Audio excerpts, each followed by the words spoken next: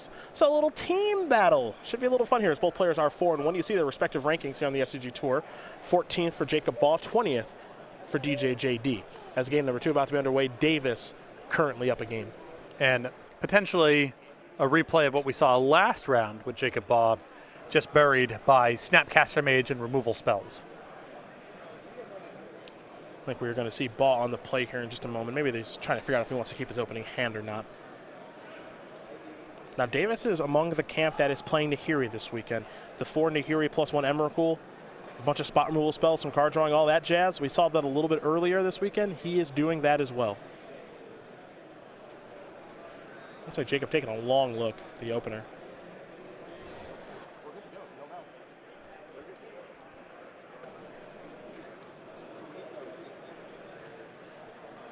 Oh, they're good to go. This is a duress.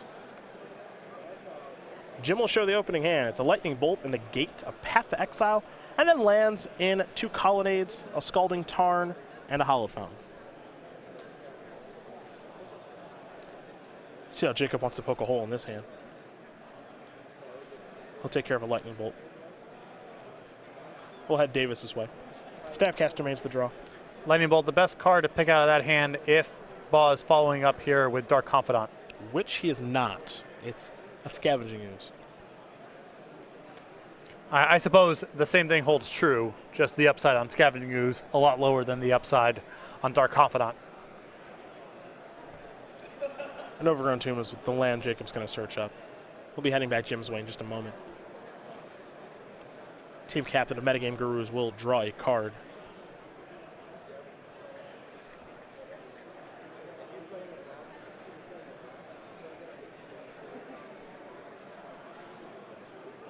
See what the second turn brings for him. Maybe a Scalding Tarn. And a passing of the turn. Going Baugh's way. Picked up another copy of Tarmogoyf. Going to start by attacking with the Scavenging Ooze. 2 damage to be dealt. Davis will fall down to 18.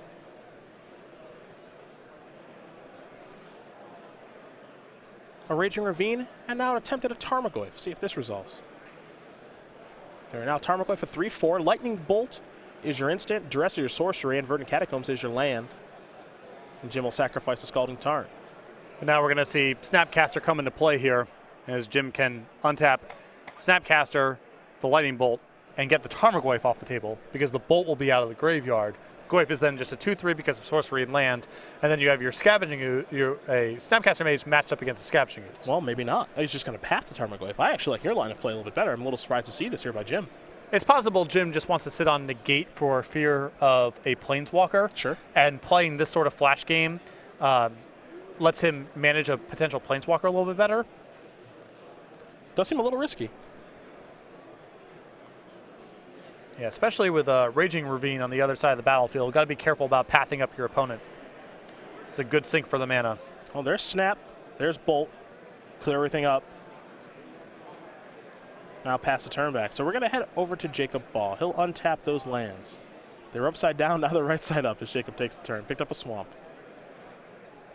The hand not all that impressive. Another Raging Ravine. That'll be the land for the turn. Here's a copy of Cletus. Pass the turn back. Well, Path helped do that. We go over to Davis. Well, Path the draw step. One of the things you've talked about so many times this weekend when we talk about the Jeskai deck is just how much removal they have.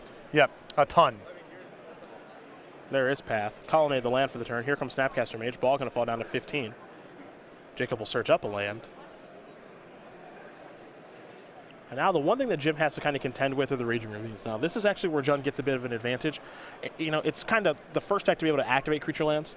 You know, not to the Colonnade is a bad card. It's a fantastic card. But Raging Ravine starts rumbling over and starts mattering very quickly. And if you're able to connect the first time, it's a pretty big win, because then the land's outside of Lightning Bolt range, and then they're essentially drawing to either Path to Exile or some weird backdoor cards, but all the various helixes and bolts are cut off. Ball has a decent idea of what's going on in Davis's hand because he does have a negate. Saw that a little bit earlier. Jacob going to fire in here with Raging Ravine, it appears. Here it comes. Trigger. It'll get a counter. And Davis will take 4.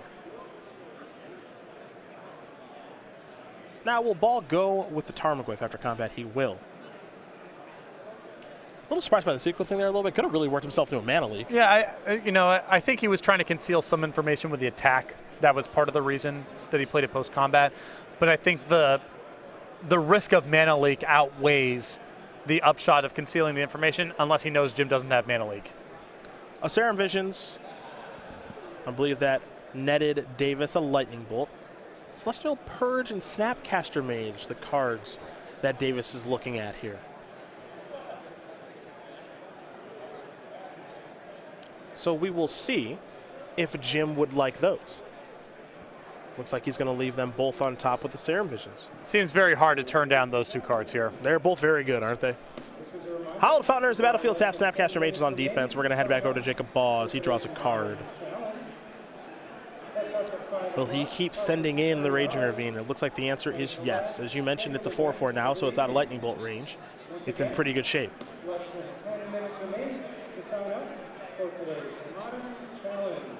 Baugh is going to attack with both creatures. 4/5 Tarmogoyf, and now a 5/5 Raging Ravine.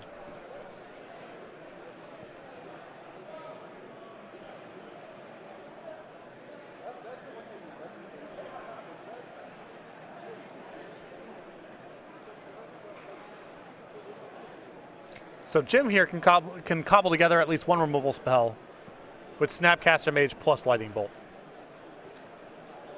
And I think the goal here is to get the Tarmogoyf off the table so the Celestial Purge can line up with the Ravine. It's a follow-up here. Dark Confidant. Maybe the Lightning Bolt goes somewhere else now. Now this time I like playing the Dark Confidant post-combat. Yes.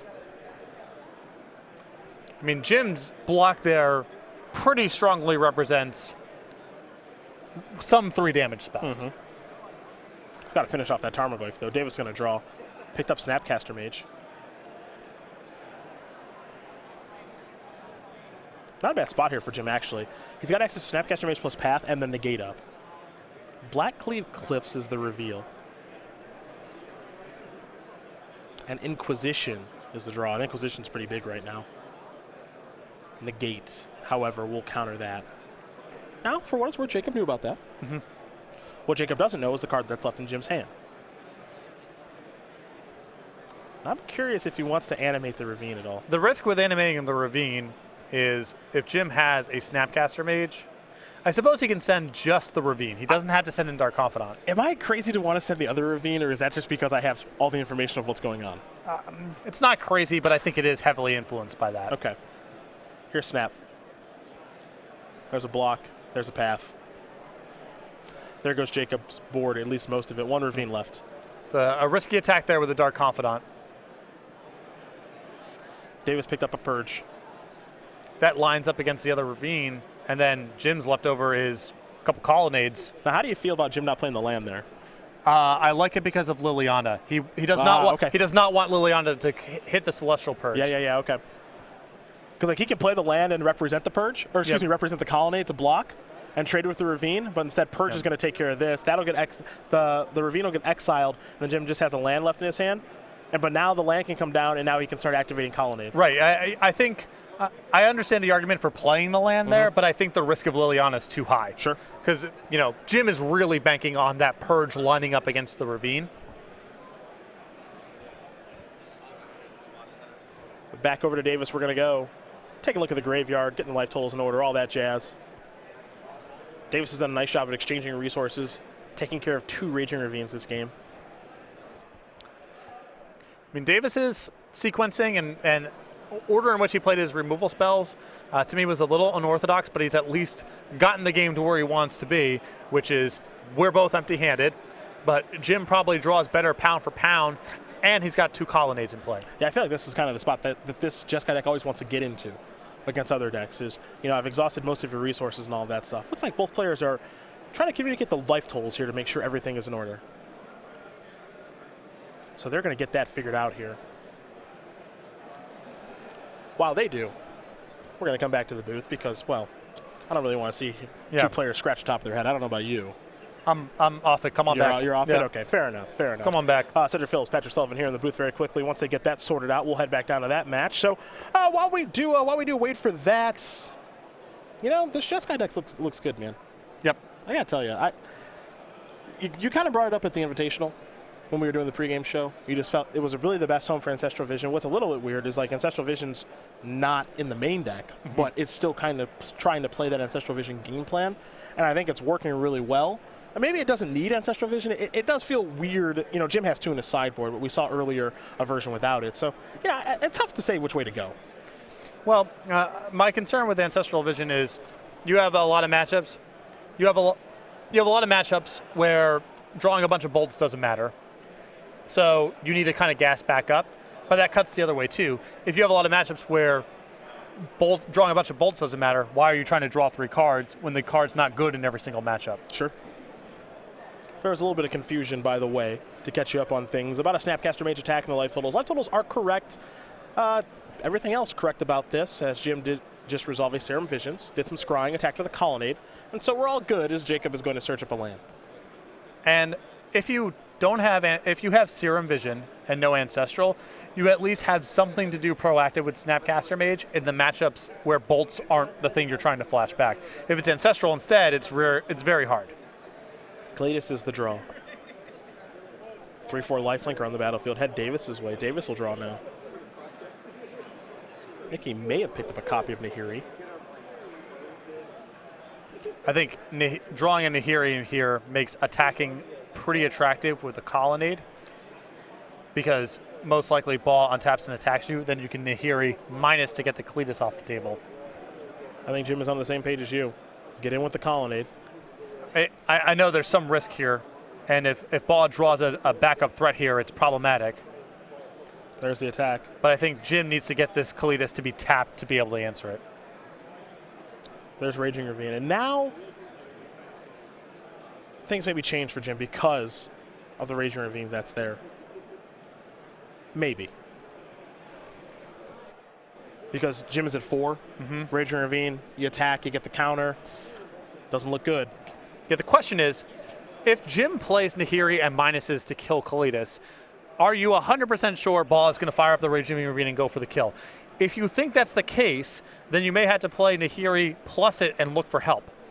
Because if you Nahiri into Snapcaster Mage, you can chump block and have a removal spell, and then maybe be able to minus Nahiri next turn. It's a tough spot. Yep. I think Baugh is extremely likely to fire up the Ravine if Jim goes Nahiri minus and pass. Yep. So Davis probably has to just plus it and hope.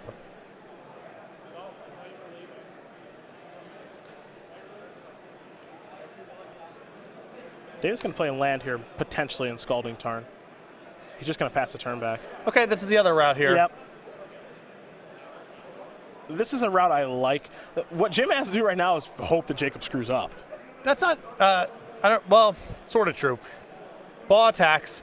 You put Colonnade in front of the Ravine. Yep. Trade off. Kalidas is now tapped, and Baugh gets a token as well. Nahiri minuses to kill the Kalidas. If you rip a removal spell for the zombie, You're okay, still in it? we keep playing. All right. Counter going to go on the Ravine. And Davis's hand is forced. Colonnade into a 4/4. Block there. Damage will resolve. Zombie on the way. Colonnade gets exiled. And now with the Ravine off the battlefield, if Davis has any sweepers in his deck, if he has Wrath of God or Supreme Verdict, that also answers this. So this is different than the route that came to me first, but I think what Davis is doing is better. Liliana's not bad. Play a Wooded Foothills, make Davis discard a card. Davis is at 1. So fetch line not going to do much. Colony not going to do much, and that is going to do it. So Jacob Baugh going to win game number 2 here over Jim Davis. John just got control, getting ready for game number 3. Yep. Davis was able to get the game stable, but Baugh's draw steps were just good proactive stuff. Davis fumbled around there, drawing a remand he couldn't cast, and Baugh able to pick up game 2 here, tie it up. Take a look at the sideboards here for Jim Davis. 2 Crumble to Dust, 2 Ancestral Visions. A Stony Silence, a Wear Tear, 2 Anger of the God, 2 Negate, and a Vanillion Click, a Timely Reinforcements, a Dispel, a Celestial Purge, and Engineer Explosives. Well, interesting stuff going on here. Clearly the negates came in. I think the counter spells were pretty bad there. The game ended up being about what was happening on the battlefield and the Raging Ravines, and the gate just didn't line up the right way. If I was in Jim's spot, I would be looking at Ancestral Vision, I'd be looking at the Celestial Purge, and probably cards like Engineer Explosive, Vendilion Click, cards that help manage the board. Other side of things for Jacob, a Disfigure, 2 Duress, a Grim Lavamancer, 2 Feed the Clan, Knob Nixless Reignited, and Night of Soul's Betrayal, an Ancient Grudge, a Pithy Needle, 2 Kolaghan's Commands, and 3 Fulminator Mages. I'm guessing the Pithy Needle comes in here, the copies of Duress, the Grim Lavamancer as well, and possibly the copies of Fulminator Mage / Kolaghan's Command if he wants to go down that route. But I like Needle a lot in this matchup, and answering Colonnade and Nahiri, and the Duresses seem excellent.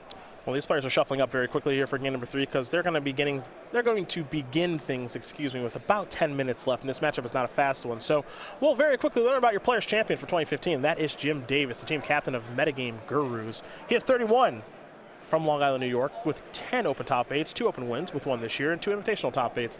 He is your 2015 SCG Players Champion.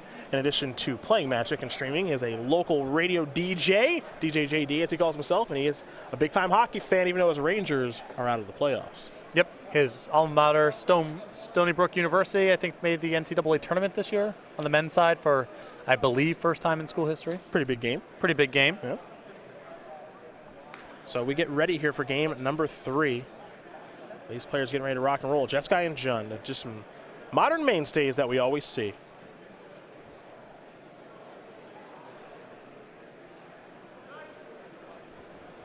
Jacob Baugh winning game 2 means Jim Davis will be on the play.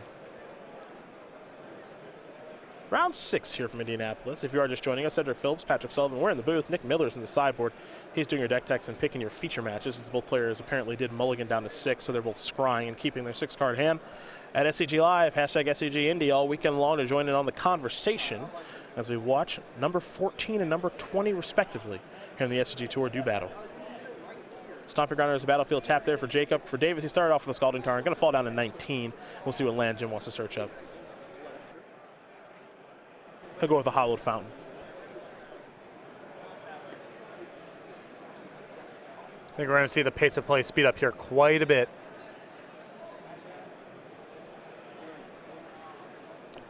Sacred Fountain enters the battlefield tapped. We head back over to Baugh. He's got a Blackcleave Cliffs.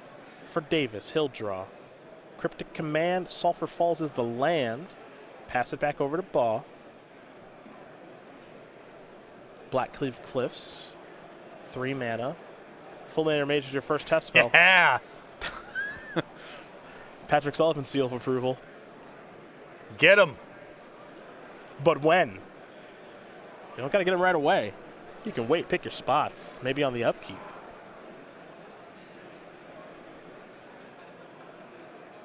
Hollowed Fountain down.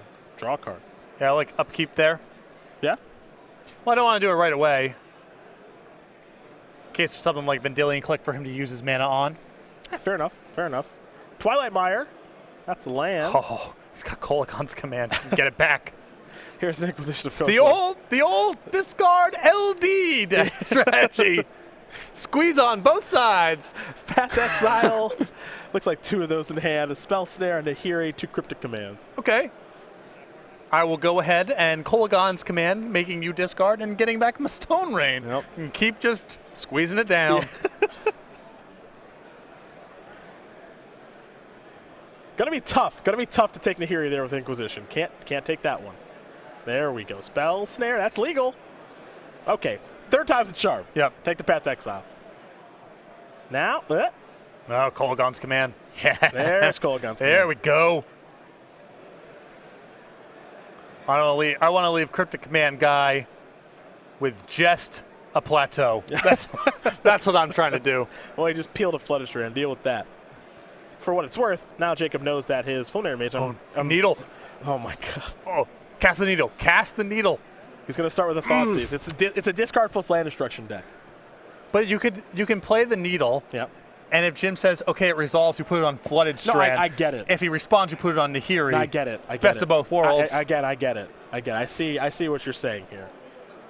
Thoughtseize takes care of Nahiri. Now here's Fulminator Mage.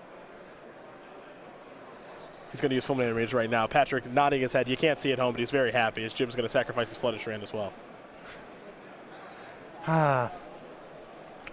Simpler times. Love it. Yeah. I still would have led with the needle there. I know you would have. I understand what you're trying to do there. I do. I think there's a reasonable chance it's the right play regardless. Sure. And the comedy upside is through the roof. Yeah, and really at the end of the day, what's more important than that? It's here's a Liliana. That's gonna get remanded. LD discard. Yep. Combo deck. Doing both things. And now here's a Pithing Needle. I can't wait Scalding to see what he Tarn. names. I cannot wait to see what he Scalding names. Tarn. We'll get confirmation in just a moment. He named Arid Mesa. All right, He named Arid Mesa. All right, good enough. Mana Leak the draw for Jim. I'm going to do an Arid Mesa check. There's only one Arid Mesa. Now I kind of want Jim to draw it. Here's a Thoughtseize. Going to take care of Mana Leak. There's a Liliana. That's going to resolve. More discard to pair with more land destruction. Yep. See what Jim wants to discard. See, you don't get to, you don't get to do the shows as much anymore. I gotta get back on the road. I miss this. Serum Visions. Come on, Arid Mesa. The draw is I didn't get a good look at it. There's Arid Mesa. Yes. Yes. He's got foot to the bottom. Yes.